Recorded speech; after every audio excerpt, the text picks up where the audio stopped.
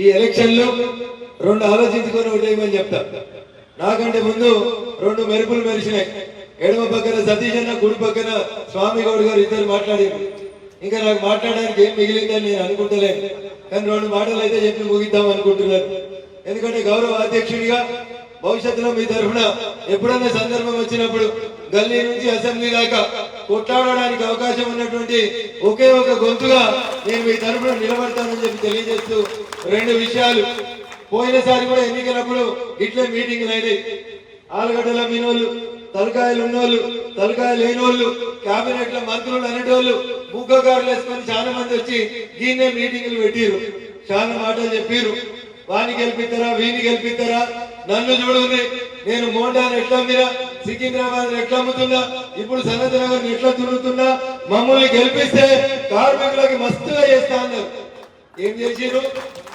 67 కాంట్రాక్టులు వాళ్ళ యూనియన్ వాళ్ళకి అమ్ముకున్నారు. ఒక్క కొత్త కార్మికుని కూడా పర్మనెంట్ చేయలేదు. ఒక్కని కొత్త కార్మికుని పర్మనెంట్ చేయలేదు. స్వామి గౌడ్ గారు చెప్పినట్టు తెలంగాణ వచ్చే కంటే ముందు 4500 మంది కార్మికులు ఉంటే తెలంగాణ వచ్చిన 8 ఏళ్లకు 3300కు ఈ సంఖ్యని తగ్గించినటువంటి యూనియన్ ఏంది, ప్రభుత్వం ఏంటంటే టీఆర్ఎస్ పార్టీ. కార్మికుల సంఖ్యను తగ్గించారు, ప్రైవేట్ సంఘాల సంఖ్యను పెంచారు. అవుట్ సోర్సింగ్ పెరిగింది, ప్రైవేటైజేషన్ పెరిగింది, కాంట్రాక్టులు పెరిగినాయి. ఎవరు చేస్తారు కాంట్రాక్టులు? జనరల్ గా వేరే వాళ్ళు కాంట్రాక్ట్ చేస్తే యూనియన్ ప్రెసిడెంట్ అడ్డుకోవాలి, యాజమాన్యాన్ని నిలదీయాలి.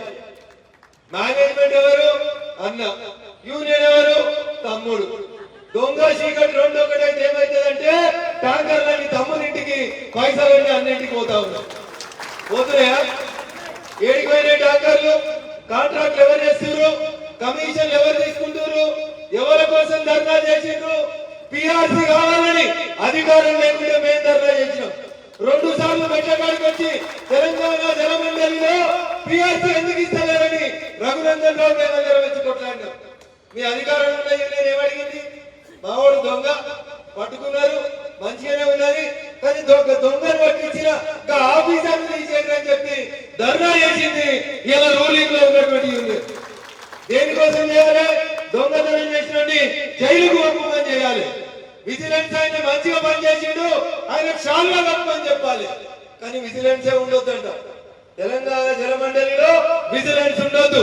మేము అమ్ముకుంటాం, దోసుకుంటాం, మాకు ఇష్టం ఉంటే యూనియన్ ఉండాలి, మాకు ఇష్టం లేకపోతే యూనియన్ తీసేయాలి. ఇది నేను చెప్పలే, కేసీఆర్ సార్ చెప్పిండు. ఎవరు చెప్పారు? మీకు రాంబాబు గారి ముందు ఇంకొక ఆయన ఉండే, నేను 6 అడుగులున్నా, నేను ఏక్తా పీక్తా అని మీకు కూడా నాలుగనే చాలా రోజులు ఉండే గౌరవ అధ్యక్షుడిగా. ఆయన నాడు ఆర్టీసీలో కూడా యూనియన్ ప్రెసిడెంట్ ఉండే.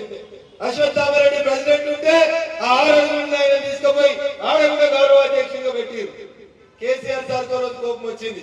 వీళ్ళకి ఏం పర్లేదు, ఊకే జీతాలు పెంచమంటారు, స్ట్రైక్ చేస్తారు. అల్లుడు ఇంటికి రా, యూనియన్ కు రిజైన్ చేయన్నాడు. అల్లుడు రిజైన్ చేసిండు. అశ్వత్థామని అవతలికి పంపమన్నారు, అశ్వత్థామని అవతలికి పంపింది. తెల్లారి చెప్పిండు అసలు ట్రేడ్ యూనియనే ఉండొద్దు అన్నాడు. మిగతా వాళ్ళందరూ ఏమన్నారు? టిఆర్ఎస్ కి అనుబంధంగా ఉన్న సంఘాలు ఏమన్నాయి? సార్ నువ్వు ఏం చెప్తే కదే సార్, ఏం చెప్తే కదే. రేపటి నుంచి యూనియన్ లేదు, సంతకాలు పెట్టిరు. డిపోకి 5 రాండ్రి దావత్ ఇస్తా అన్నాడు సార్. ప్రగతి భవన్ లో పిలిచిండు, గిట్లే షామియాన్ వేసిండు, ఒక్క పూట భోజనం పెట్టిండు. వెనుకకు తిరుగుమంత అంతే. ఇలా ఆర్టీసీ ఆడిందో ఒక్కసారి మీరు ఆలోచించుకోవాలి. జాగలు అమ్ముకుంటారు, ఆర్టీసీ జాగలు, డిపోలు అమ్ముతారు. ఆయన ఒక ఆయన నిజామాబాద్ ఉంటాడు, కిందనే ఉంటాడు, ఆయనకో డిపో ఇచ్చారు. ఒక ఆయన కరీంనగర్ ఉంటాడు, మాజీ ఎంపీ, ఆయనకో డిపో ఇచ్చారు. ఎర్రబెల్లిలో, నల్లబెల్లిలో నాకు తెలియదు, వరంగల్ లో డిపో వారికి ఇచ్చారు. మొత్తం జాగలు ప్రైవేట్ కి ఇచ్చుకుంటున్నారు. ఇలా ఆర్టీసీ ఎట్లుందో మీకు తెలుసు. నేనేగా పోలీసులు పెట్టి దానికి ఎండీలు పెట్టిరు. ఏం పెట్టిరు? సజ్జనారు. ఆయన పేరు సజ్జనారు. ఏమంటుండో అందరికి విఆర్ఎస్ ఇస్తా, నేను అసలే పోలీసుని ఎక్కడెక్క మాట్లాడితే ఎన్కౌంటర్లు చేసినండి కాబట్టి ఆర్టీసీలో విఆర్ఎస్ ఇస్తా, ఇంటికి పోండి అని చెప్పి పంపిస్తున్నాడు. ఉందా ఇవాళ ట్రేడ్ యూనియన్ ఆర్టీసీలో? ఉన్నదాకా ఉందా? అశ్వత్థరావు రెడ్డిని అడుగులు పట్టించారు, హరీష్ రావుని సిద్దిపేటకు పంపారు, కవితమ్మని సింగరేణికి పంపారు, కేటీఆర్ అమెరికా పంపారు. బస్సు జాగాలు ఎమ్మెల్యేలకు ఇచ్చుకుంటారు. రేపు గట్లే టీఆర్ఎస్ కేమీని గెలిపితే మీ మంత్రులు ఎవరైనా పోయి రేపు జలమండలిని ప్రైవేట్ చేస్తున్నా అంటే ఎవరైనా మాట్లాడతారా? జల్దీ సంతకం పెట్టి నాలుగెక్కేందో నాకు ఈసారి 4 లారీలు ఇస్తావా, 4 డీసీఎంలు ఇస్తావా, 4 ట్యాంకర్లు ఇస్తావా, 4 కాంట్రాక్టులు ఇస్తావా అని చెప్పి ఈ తలున్న మంత్రులు ఆ తలలేని మంత్రులు అంతా పోయి అమ్ముకొని వస్తారు నీళ్ళు. కాబట్టి ఒక్కసారి ఆలోచించుకోండి.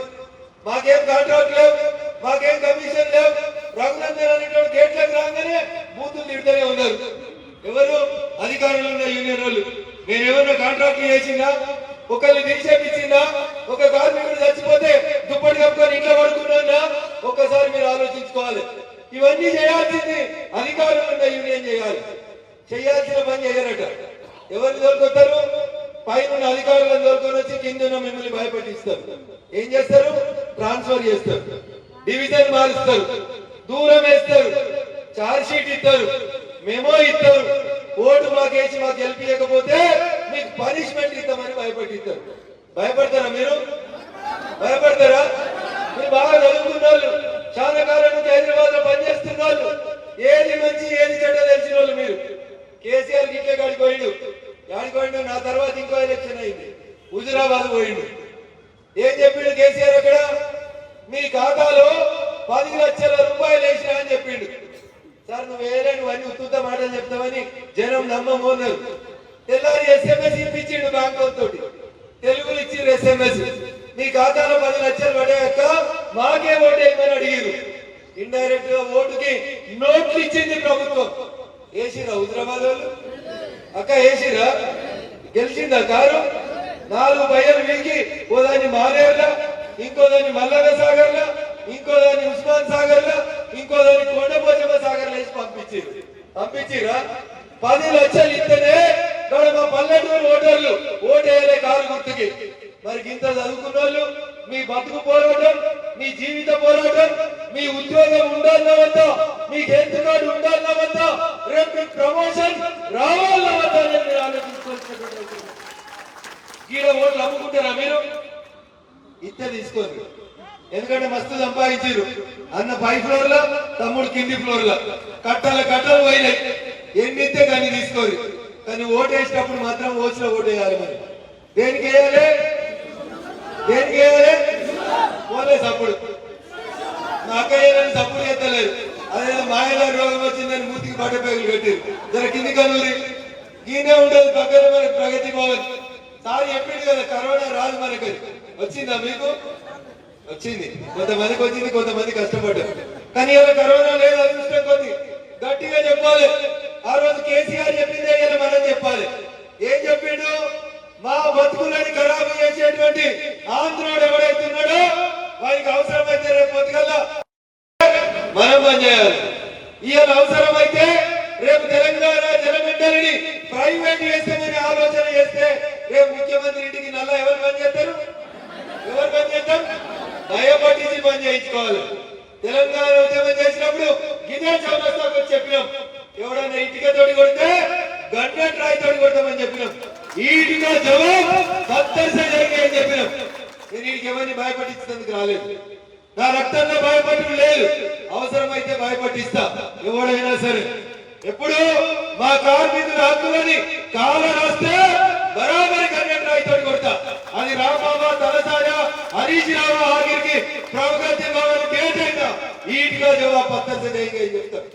హాయ్ ఫ్రెండ్స్, మా టుడే టుమారో యూట్యూబ్ ఛానల్ చూస్తున్నందుకు చాలా థ్యాంక్స్. మరిన్ని లేటెస్ట్ వీడియోస్ కోసం వెంటనే సబ్స్క్రైబ్ చేయండి. అలాగే ఈ బెల్ ని కూడా రింగ్ చేసేయండి. మా నోటిఫికేషన్స్ అన్ని మీ మొబైల్లో వస్తాయి. అలాగే మా వీడియోస్ మీకు నచ్చితే లైక్ చేయండి, షేర్ చేయండి, నచ్చకపోతే కామెంట్ చేయండి.